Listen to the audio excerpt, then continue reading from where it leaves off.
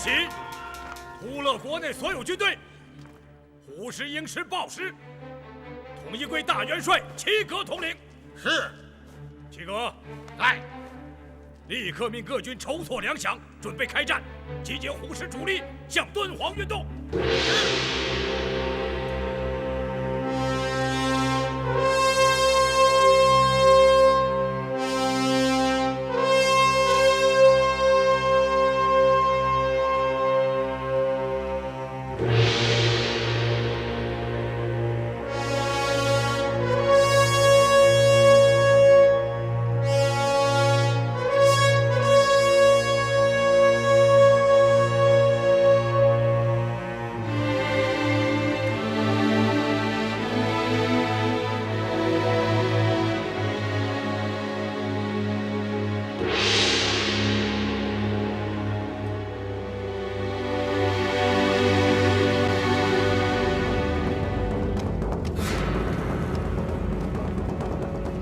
大将军，出什么事了？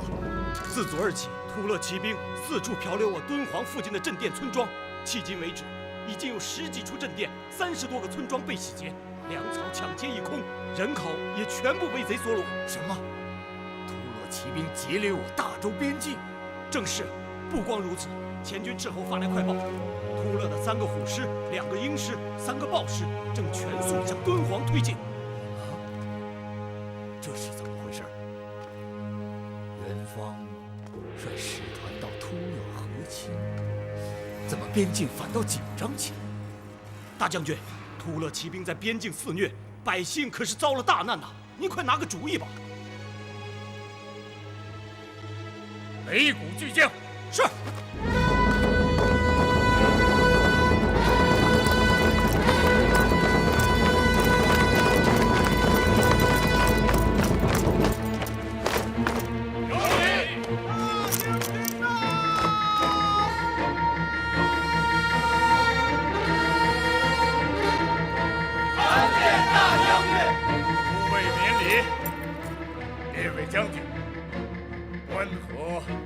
金鼓之声，边境再起突发之势。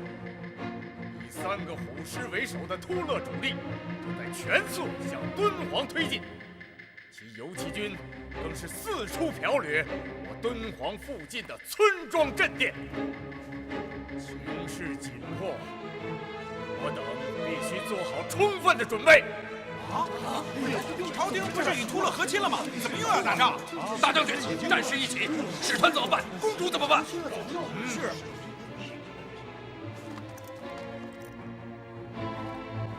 而今形势尚不明朗，因此我又微为麾下诸将，凡接将令者，未经本帅许可，不得浪战。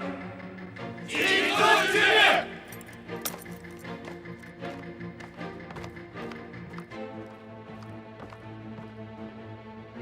右卫卫将军蒋琼听令。末将在。命儿率右军及中军主力8营起寨，开赴那拉特山口，排兵布阵，善立军器，准备与突勒主力会战。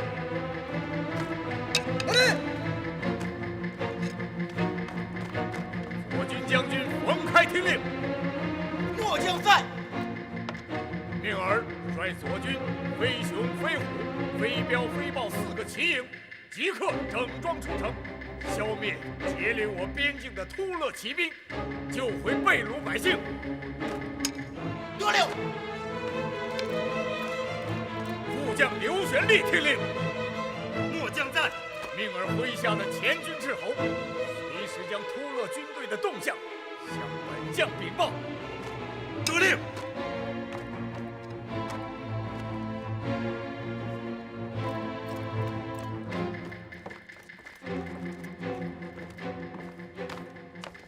你立刻派手下的密探前往石国，打探使团的消息。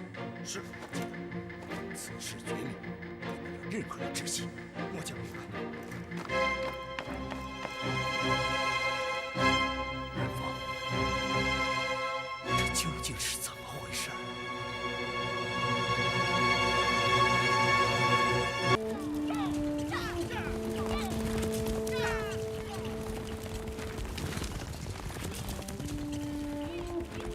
到沙梁，就是敦煌城了。太好了，咱们到家了。哎，哪来的炮声？是敦煌方向，走去看看。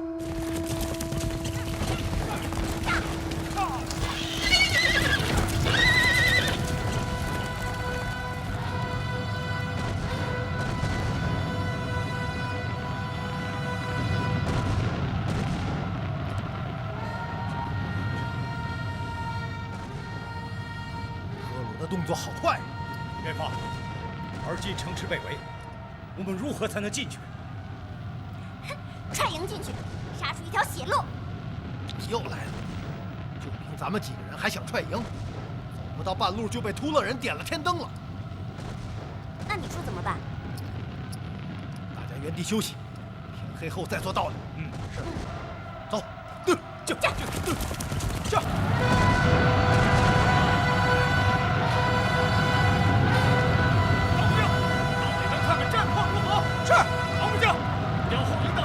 一定要顶住英师的进攻。是。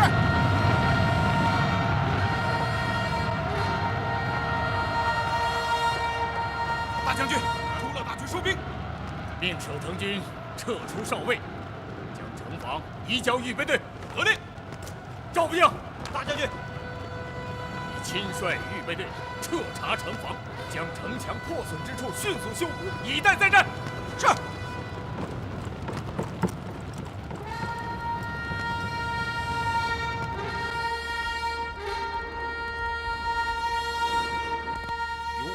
主力攻打北门，很快就能拿下敦煌郡。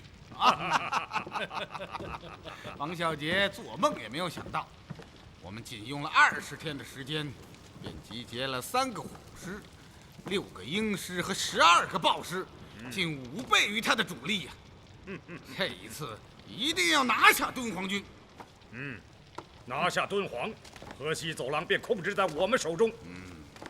我们秃勒大军的兵锋直指关中。到那时，大周皇帝便只有逃亡了。陛下，不知道您发现了没有，王孝杰的抵抗非常有力，已经3天了，我们的主力甚至没有能够登上敦煌的城头啊！哎，他这是咬牙死挺，过几天便到强弩之末了。到那时，我一鼓作气攻入城中，定能活捉王孝杰。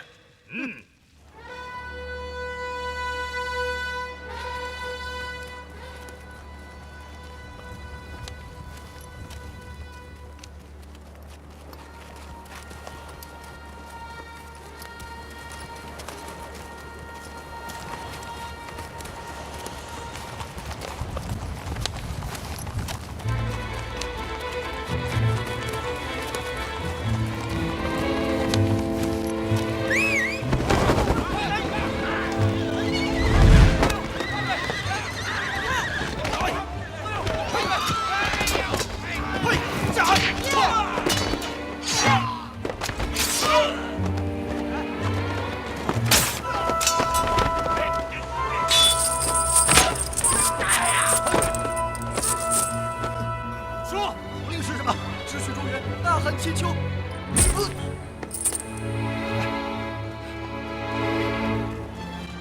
快，把秃勒人的衣服换上，去。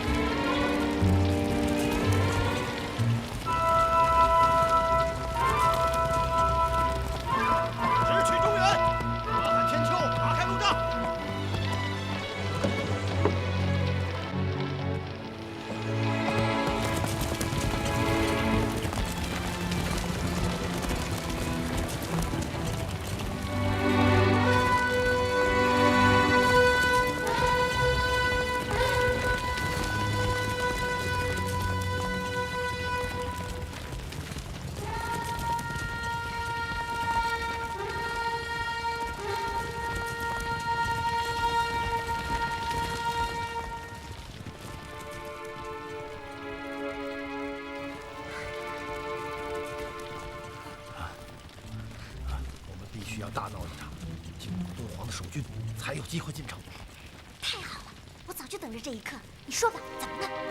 每人取一只火把，点燃附近的帐篷，用秃勒话不停地喊：“大驻军打来了，快跑啊！”可是除了你，还有谁会说秃勒话呀？对呀，我教你们，我可真笨呢！快教我，别耽误时间。记住了，拿着奥德索格里威尔啊，拿着奥德索格里威尔，记住了吧？记住了。分散行动，只要营内乱起，便到此处汇合。听懂了吗？明白。去吧，去，走。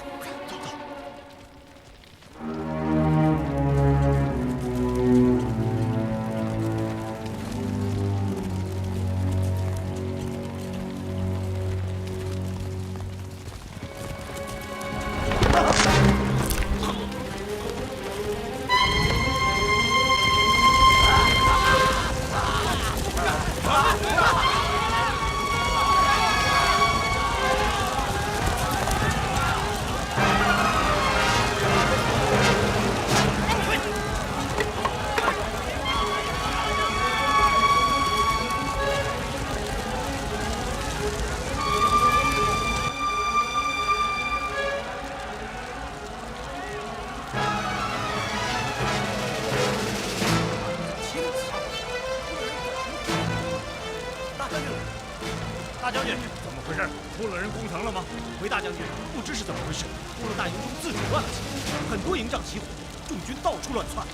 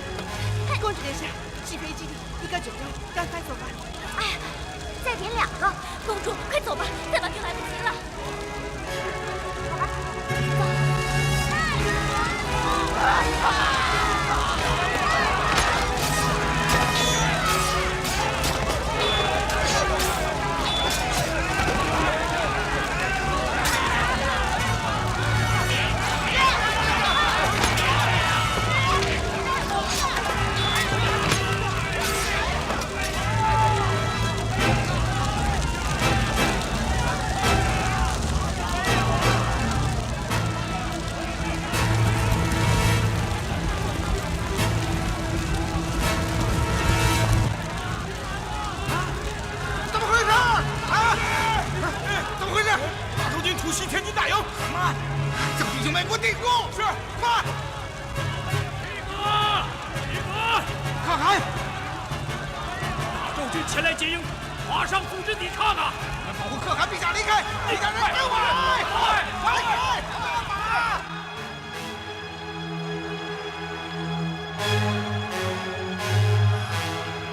机不可失！赵部将，看！立刻率领前军骑兵出东门，狠狠地捅他一下！是。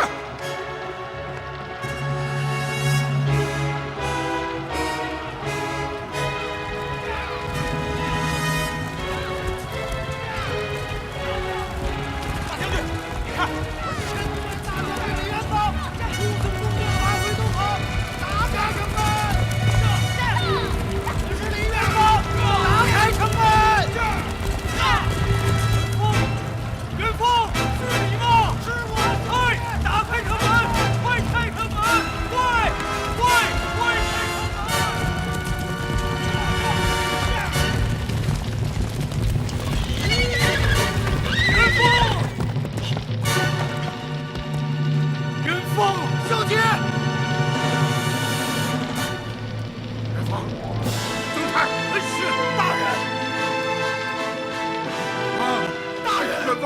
恩师，等待，快起来！好啊，不愧是英勇神武的大将军啊，保护公主安然返回，好啊！大人，你还好吗？我懂。元芳，元芳，如燕，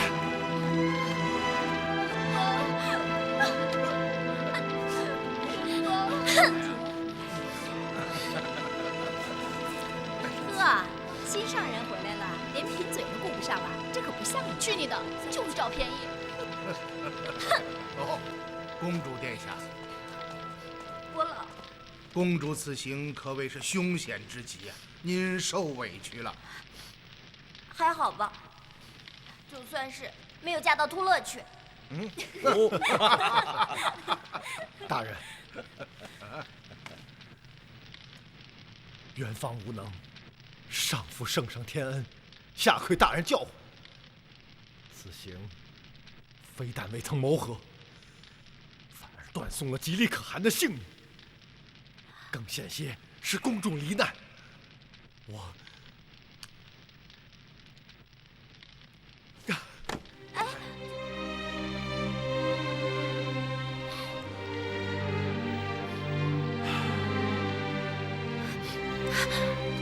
好，元芳啊，起来啊！大人，起来！我老，这不能赖李元芳啊，是沙尔汉那个大坏蛋把黄金大盘给换了，这才……事情我都知道了啊，元芳啊，不要内疚。不光是你呀，就是我也在不察之下堕入对方的构筑，以至于现在身为侵犯，被四海追捕啊！大人，您说什么？分别数月，多少事情，多少变迁。元芳啊，将别来的情由细细地对我述说一番吧。是大人。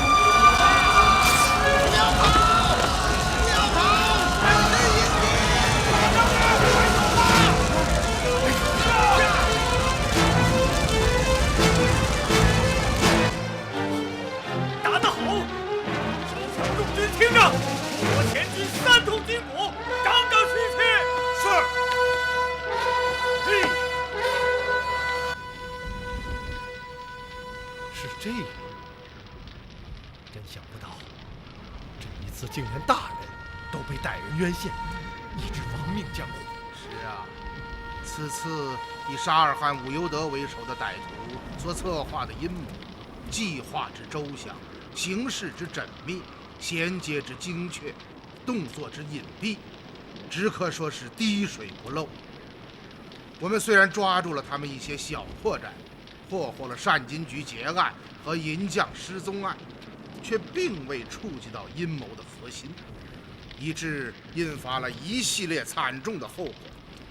吉利可汗宾天，我身遭冤陷，逃出洛阳，使团全军覆没，你们和公主更是险些横死大漠。所幸的是，我们并未沉沦，及时拨乱反正，令事情终于出现了转机。而今南山伍尤德受缚，北山沙尔汗也露出了狐狸尾巴。我们的当务之急便是要将整个阴谋彻底查清，亡羊补牢，消弭战火。李慧将军和古马吕将军为歹人所骗，然迷途知返，与赫鲁等奸贼决裂。十国事发之前，曾屡屡为卑职通风报信，后在牙帐为救公主脱险，舍身用命勇往直前。古马吕将军更因掩护我等撤离而牺牲于牙帐之前，实为可歌可泣。望大人宽其前罪，准其戴罪立功。末将愚钝，堕入歹人构中，酿成大祸，求国老责罚。哦，李慧将军，快请起。事情我都知道了，你与义直将军志虑忠纯，虽陷逆境，却忠心不改，非但无罪，反应嘉奖啊！谢国老宽宥啊！叔父，下面我们该怎么办呢？通过武攸德的供词以及元芳的叙述，不难听出，整个阴谋的始作俑者便是北山沙尔汗。他为什么要死心塌地地协助赫鲁，又为什么要暗潜于月之国的王宫之中？他与赫鲁究竟是什么样的关系？目前这些还都是谜团。想要彻底破解此案，就必须先搞清楚事情的来龙去脉，而后再顺藤摸瓜，一举粉碎他们的阴谋。因此，现在我们要做的就是立刻启程，赶往月支。可叔父，而今突勒大军已将敦煌团团围住，我们根本无法出城，这可怎么办？大帅，怎么样，小姐？嘿，元芳，嘿，真有你们的，将突勒人搅得是一团乱。赵副将率前军趁机杀出城去，直杀的这群王八蛋是丢盔卸甲，抱头鼠窜，真是痛快。刚刚斥候来报，突勒主将齐格下令，大军后退60里。好，真是天助我也呀！来。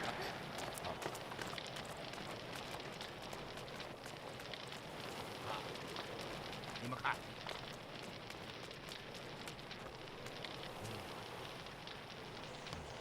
突勒大军后退，正是个绝好的机会。我们天不亮便出城，绕到镇远隘口，一路向西，直奔月之国。成败在此一举。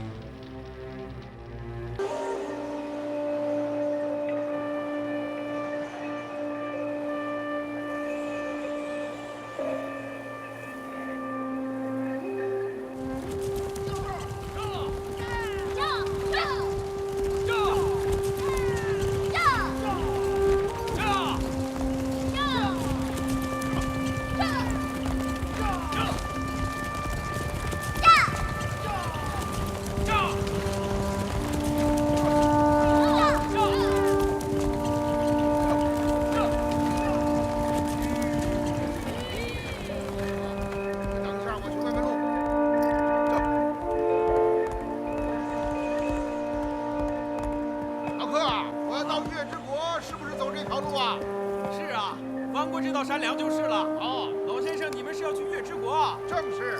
路上小心点儿。好，多谢多谢。走吧。大家下马休息一下。张环，取地图来。是。这。哎，又到这个倒霉的地方了。偏你有这许多话。别理我，找你的如燕去。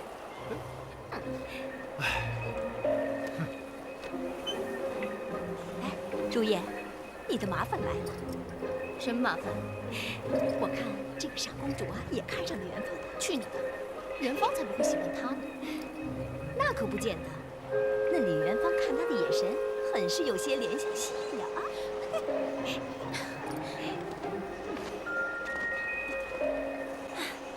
周恒，哎，扶我下马。是。我来吧。哟。我哪敢劳大将军大驾呀！你还是去扶如燕姐姐吧。周豪，你来。哎，你慢点啊。哼，别人不领你的情，你还上赶着，真是勤快呀。如燕，你怎么也跟个小孩子学，变得这么无聊啊？人家可没觉着无聊，这是喜欢你的表现，发点小脾气，撒点小娇，给你看呢。哼！翻过这道梁就应该到。我哪敢撒娇啊！我还来不及呢。你们都是田哥哥蜜姐姐亲上加亲，就我一个外人。你哎，如燕，少说两句啊！我袁敏呢？来，会看地图吗？我来教你啊。按照图上所示，这是上北下南左西右东，啊，你看这画着城楼啊、城墙啊，围起来的就是城池，啊，哎，你找一找，月之国在哪里啊？哎，这里是的吗？嘿嘿，聪明啊！太好了，怎么样？就凭我这2下子，当大将军也不为过吧？好了，大家上马吧！啊，尽速要赶到月之国。是，走。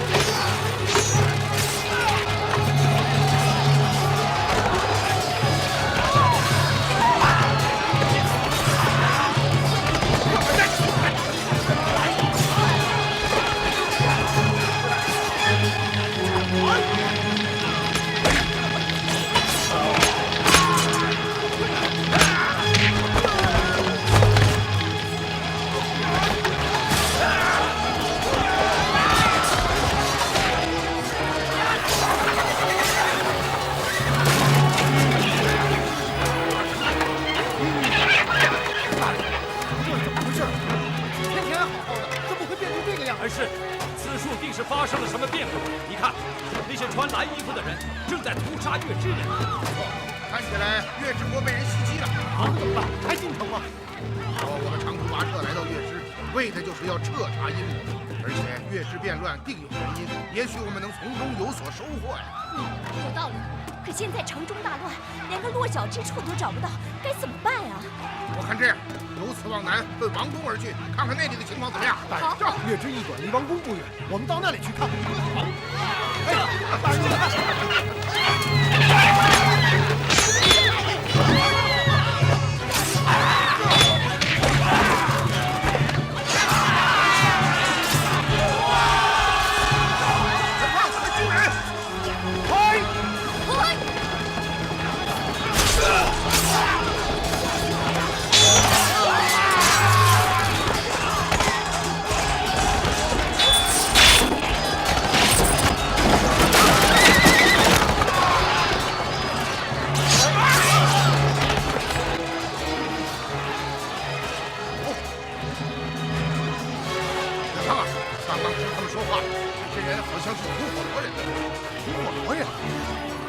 是月之的近邻，多少年相安无事，今天竟会突然偷袭月之，这是怪哉！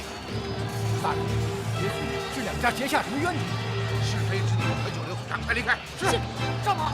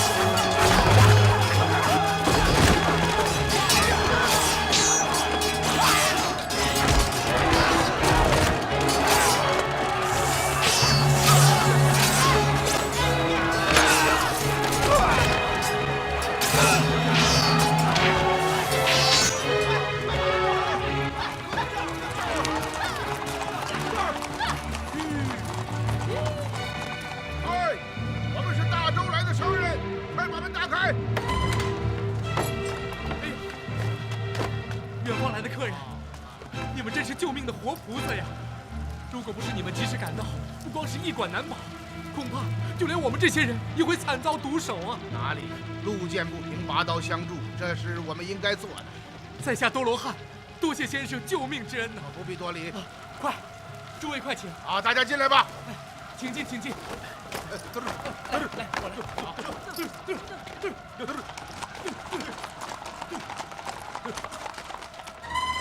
来。快，请。请进，请进。哎，这两位客人好面熟啊！还记得月前在此下榻的大周使团吗？哦，您二位便是正副使节大人。正是。对呀。二位大人不是随吉利可汗前赴十国了吗？怎么又回到此地了？我们是公干而来。哦，原来是这样。这位是我大周宰相狄仁杰狄大人。啊，这位老先生就是以断案名闻海内外的狄公。哎，不敢不敢，正是狄某。说实话，您与小人想象中的有些不同。哦，在贵使的想象中，老朽应该是什么样子啊？应该是个瘦子，而不是胖老头，对吧？师傅。是。好。正如这位小姐所说的。哦，今日得见真人，可是有些失望了啊！不敢，狄公说笑了。哎，怎么你们外国人也知道狄公？是啊，我月知有很多商人常年往返于中土和西域之间，他们经常带回中土的异闻趣事，其中狄公断案的故事是最受欢迎的，所以很多西域商人都说，在丝绸之路上说起哪个汉人的名字最响亮，那就属狄公了。老爹，想到你这么有名，真了不起。好，我们去房间吧。好，请。真是孤陋寡闻。不光如此，叔父与突洛的吉利可汗、月之国的执政终结都是好朋友。切，就你聪明，这些我都知道，不用你告诉我。切，知道还假装赞叹的样子，真虚伪。如燕，你说谁虚伪？公主，别生气，人家这不是闹着玩呢吗？春红说的对，如燕是开玩笑呢。哎，是啊，好了，如燕，元敏呐，都累了一天了，都少说两句啊，赶快回去休息吧，去吧。哎，狄公，请。好。哦，贵使啊，月之国中究竟出了什么变故，竟致吐火罗人入侵，城中如此的混乱呢？是啊，20天前我们离开时，这里还是好好的，怎么一转眼就变成修罗场了？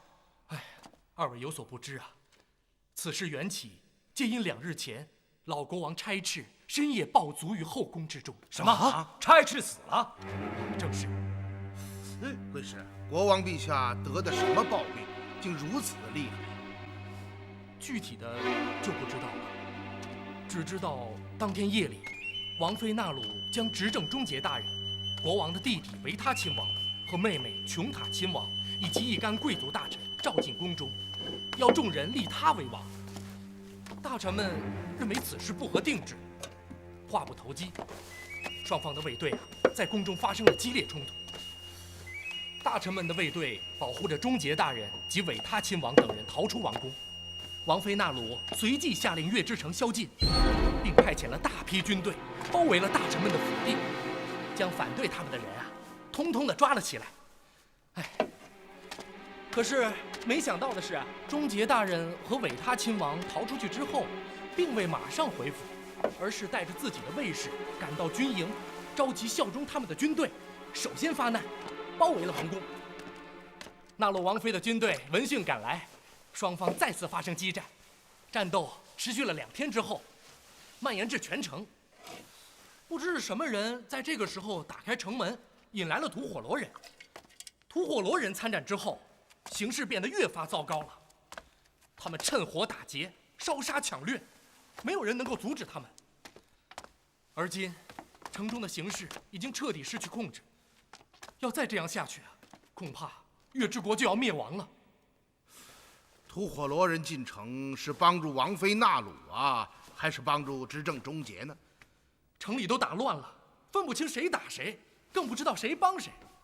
哦，哎，贵使啊，终结大人的府邸在哪里啊？哦，从这里出门向左，转过2条街就到了。哦，狄公，目前终结大人的府邸被纳鲁军团团包围，正打得热闹呢。哦，是这样。哦，狄公，你们先休息一会儿，我到别的房间看看。你去忙吧。是。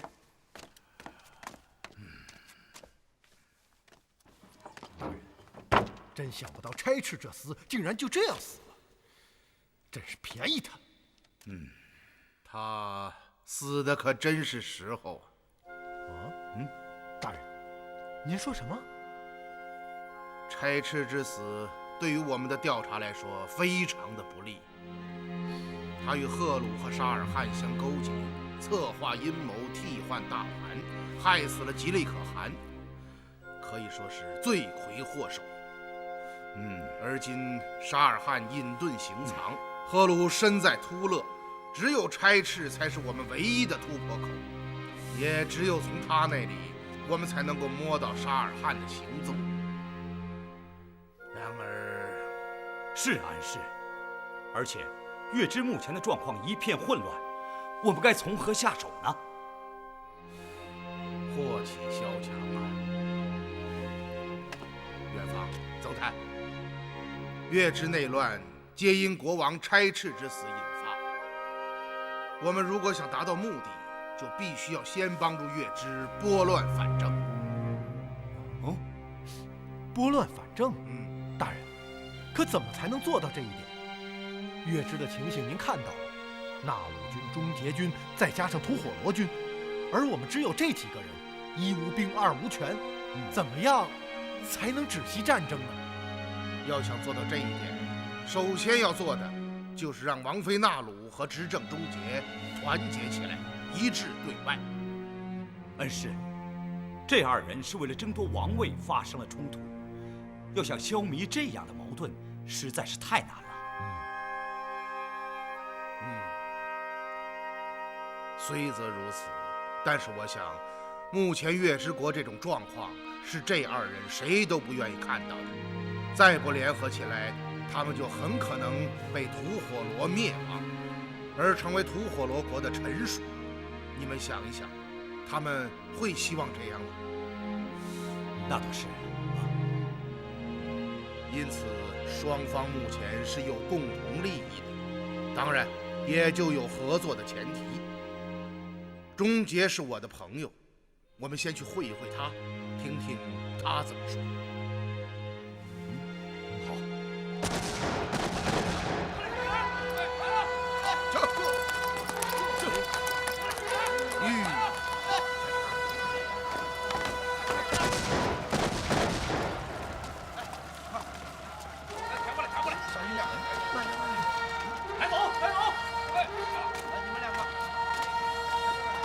这位兄弟，相谈借问呐。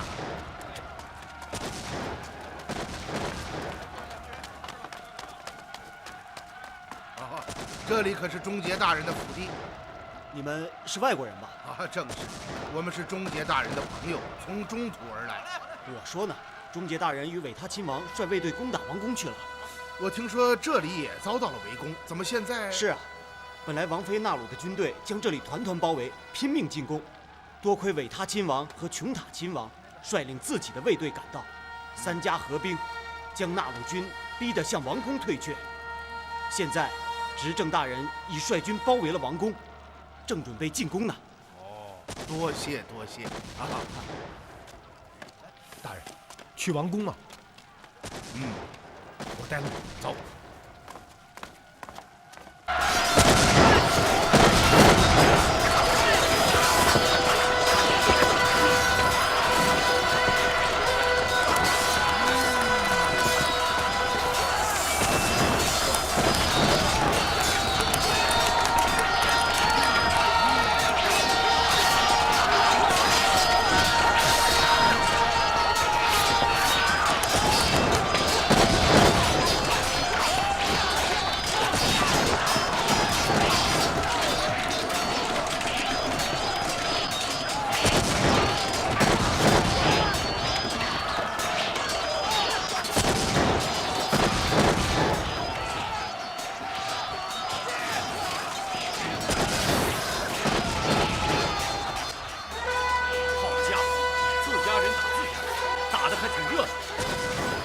怪吐火罗人四处烧杀抢掠，却没有人管。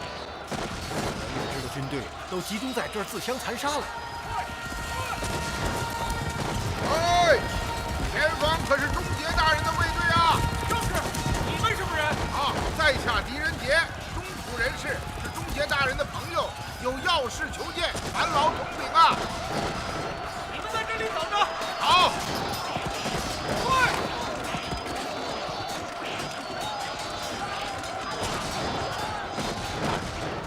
双方打成这个样子，恐怕是难以调停。是的，万一双方不肯停战，我们的处境可就尴尬了。依你们看，目前交战的态势，谁占上风？双方焦灼，难分上下。对于交战双方来说，这种骑虎难下的局面是最为头疼的。任何一方都不敢单方面的停止战斗，继续打下去又无法控制局面，因此只能硬着头皮打。都希望对方先行崩溃，自己便可摆脱困境。然对方也同样是这样想的，于是战斗会无休止地进行下去。这对于双方来说，无异于一枚难以下咽的苦果。当然了，这种时候也是调停的最好时机。立功！立功，使臣大人！立功啊！自辞阙以来5年有余，你我终于又见面了。是啊。哦，李大将军，曾大人，是你们呐！正是。执政大人，中杰兄，可无恙否？小弟一强，只是国中变乱，竟在这等情形下与公会面，真是尴尬之极呀！哦，我们下去说吧。好，请。好，请。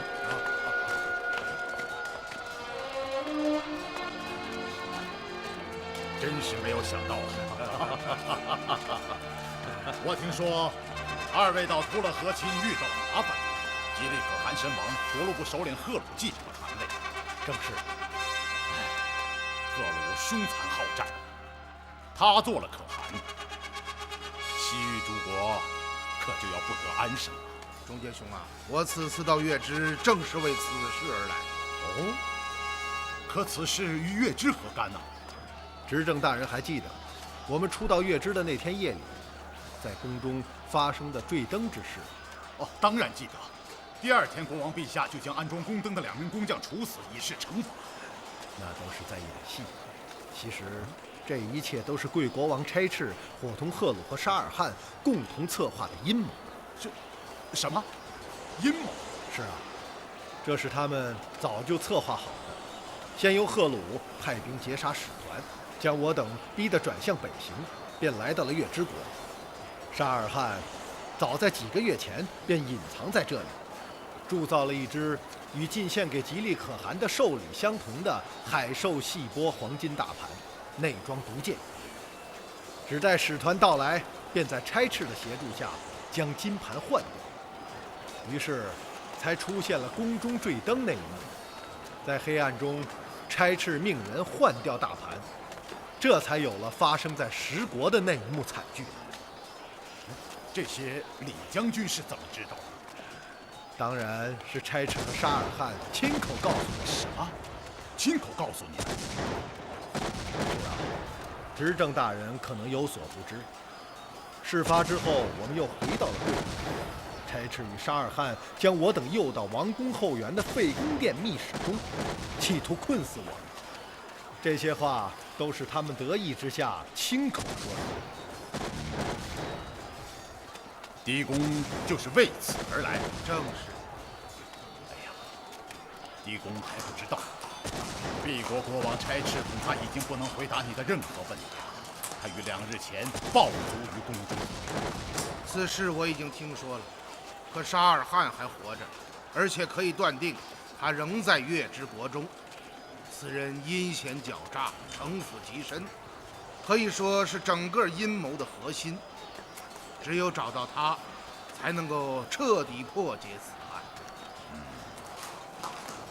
眼下国中大乱，真是不巧之极呀！中杰兄啊，你与王妃纳鲁势成水火，刀兵相见。不知下面想怎样收场？而今已是事成骑虎，焦灼难分。再这样斗下去，势必是2败俱伤，吐火罗人坐收渔翁之利。中杰兄，是谁引来了吐火罗人？哎呀，是啊？我。你？正是。哎呀，中杰兄，你糊涂啊！这无异于引狼入室啊！是啊，当时纳鲁发动举国之兵，我恐单凭卫队之力无法抵御，便请来了吐火罗人。谁知道这些畜生进城之后，非但没有帮助我们，反倒趁火打劫。如今吐火罗人在城中烧杀抢掠，你总要想个办法吧？现在月之国的大部分军队都集中在这里，我是无能为力呀。朱杰兄，你想过没有？一旦你与王妃纳鲁拼个你死我活，吐火罗人必坐收渔利。到那时，月之沦为吐火罗臣属之国，而你就是月之的大罪人。狄公啊，我何尝不知此事严重？可骑虎难下，一旦我单方停止战斗，势必被纳鲁所灭。如果中杰兄信得过我愿意做你的使者，与纳鲁商谈停战之事。真的？哎呀，太好了！狄公啊，你真是上天降下的救命神灵！我正愁找不到一个合适的人前去谈和，你就来了啊！用我们中土的话说，这就叫缘分。对，缘分，缘分！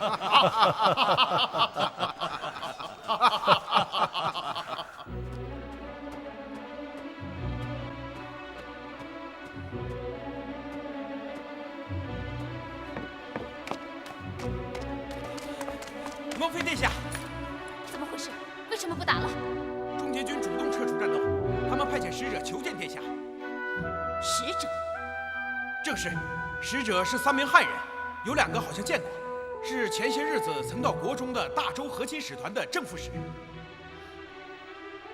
李元芳和曾泰？正是。还有一个是谁？还有一个叫狄仁杰，是个胖胖的老头子。狄仁杰？是他？殿下，这3人在王宫门前等候，要让他们进来吗？请他们进来。是。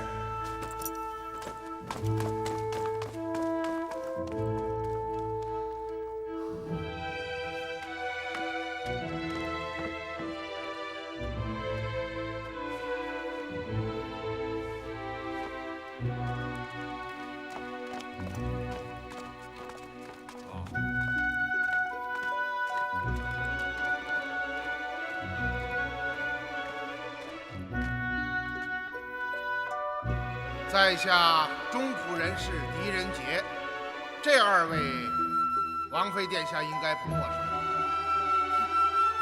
李大将军，曾大人，我们刚刚见过不久，久闻狄公盛名，不知今日光驾所为何来呀？乃为月之内乱，吐火罗入侵，望殿下看在月之黎民百姓的份上，止息战火，一致对外。狄公是替钟杰来做说客的。说不上替谁，目前双方势成骑虎，欲罢不能。狄某只是顺水推舟，促成停战耳。哦，谁说我要停战？我方得道多助，占尽优势，很快就会将钟杰逆党扫平。王妃殿下，被对方合围在王宫之内，在我中土战法之中，通常被称为陷入死地。再做无谓的战斗，那就是困兽犹斗了。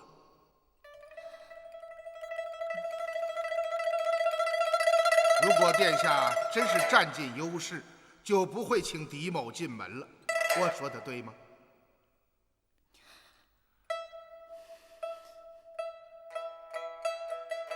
目前吐火罗骑兵在城中肆虐，烧杀抢掠，无恶不作。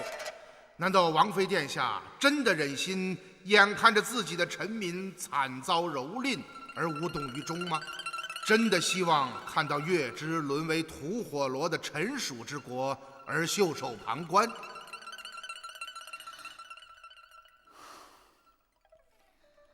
我也是骑虎难下，欲罢不能啊！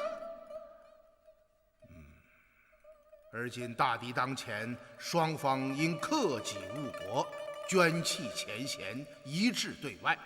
所有的矛盾在乱平之后再行会商解决。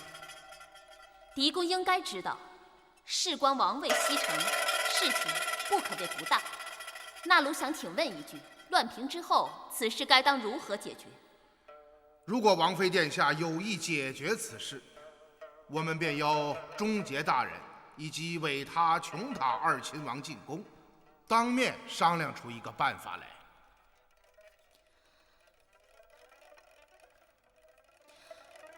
好吧。元发，你去请3位进宫。是。王妃殿下，国王是何疾而终，缘何如此突然呢？国王身染可怕的暴病，宫中卫士都是亲眼看到的，不到半个时辰便力竭吐血而亡。既然是这样，王妃殿下为什么不将此情对众大臣实言相告呢？哼，他们不肯相信我，还以为是我害死了国王。哦，有这等事？虽然没有明说，但表情话语之间将此意显露无遗。国王的遗体还在吗？现在后宫陈放。听忠节说，王妃殿下执意不允他们瞻仰国王的遗体，不知是为了什么。国王的死状很惨，我不想让他们看到。哦，是这样。可殿下为什么不明说呢？哼，他们不相信我，我也不能让他们随愿，看谁拧得过谁。殿下这是在赌气呀！狄公见笑了，我是个女人，没那么多脑子。我只知道，谁尊重我，我就尊重谁。这话说的也不能算错。我们中土人有句话，懂得尊重别人，才能够赢得别人的尊重。忠节和韦他要是懂得这个道理，事情也不会演变成现在这个样子。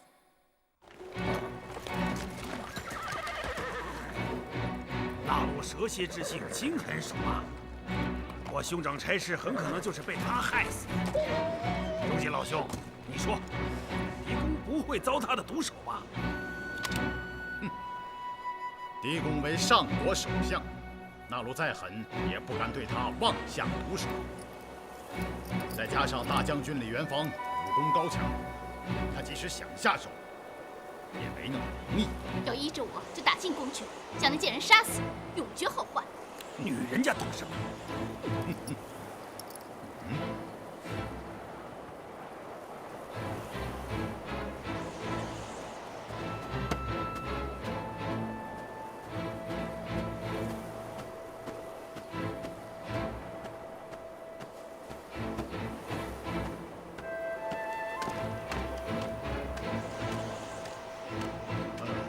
那鲁王妃有意弹劾，请3位进内面议。我早就说过，狄公是不会让我们失望的。请吧。请。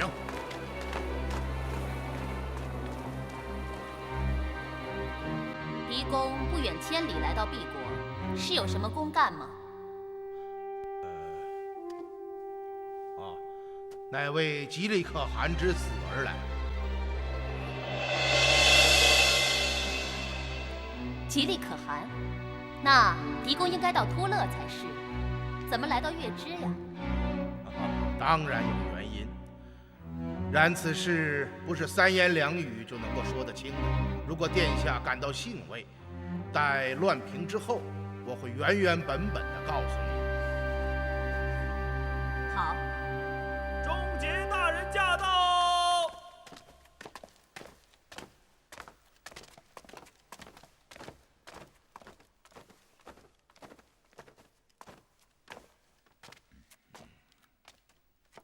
哦，王妃殿下，忠节大人，2位亲王，为月支的存亡，双方都愿意暂弃前嫌，共同对外安抚国家，对吗？既然如此，双方便应立即停止战斗，各自调派军队，将城市从吐火罗人的手中夺回来。狄公所言极是，但有一点需要讲清：国家秩序恢复后，先国王的死因以及入统继位之事，该当如何办理？请王妃殿下示下。我受国王临终重托，入统为王，此乃天经地义之事。哼，可谁能证明呢？此事仅凭王妃一面之词，恐怕难以取信于人。唯他身为先王之弟，理应在兄长无嗣的情况下接掌王国，这是定制，无人可以违背。请诸位听我一言。而今国事紧急，当以此为重。至于国王死因及入统继位之事，待乱平之后，由双方共同信任的王公贵族主持会商，和平解决此事。不知诸位意为如何呀？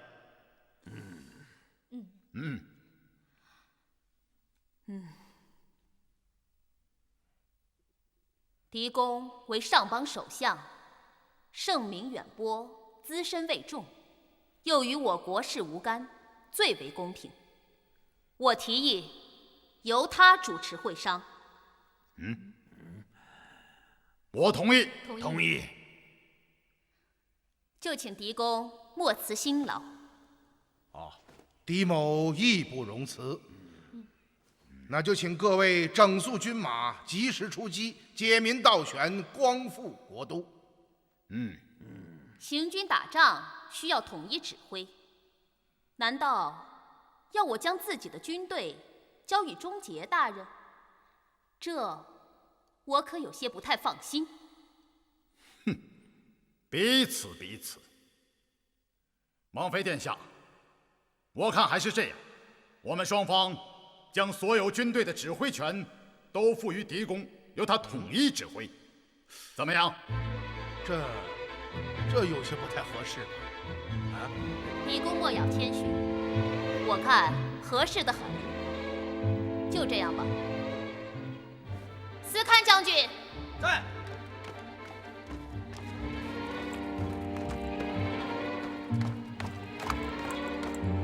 王妃殿下，我宣布，纳鲁麾下军队的指挥权暂交与狄仁杰大人，以抵御外侮。是，遵令。礼部。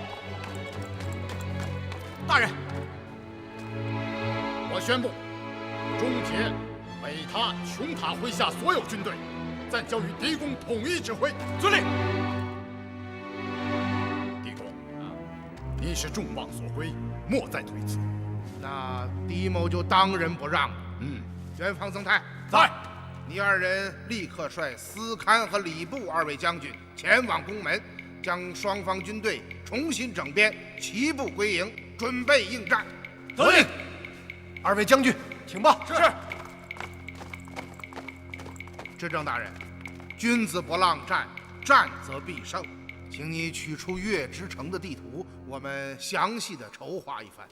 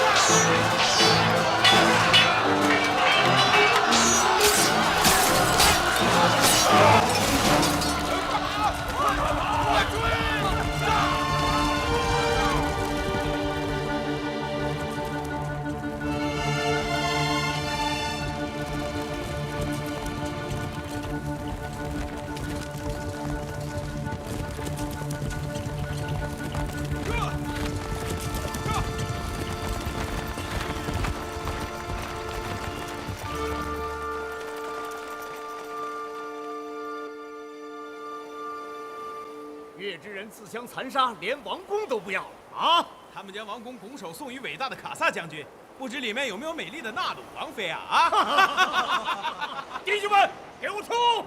将军，你看，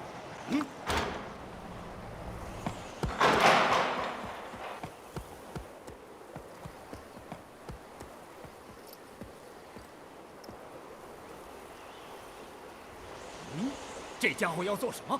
管他呢，带末将去将他的人头砍下！撤！驾！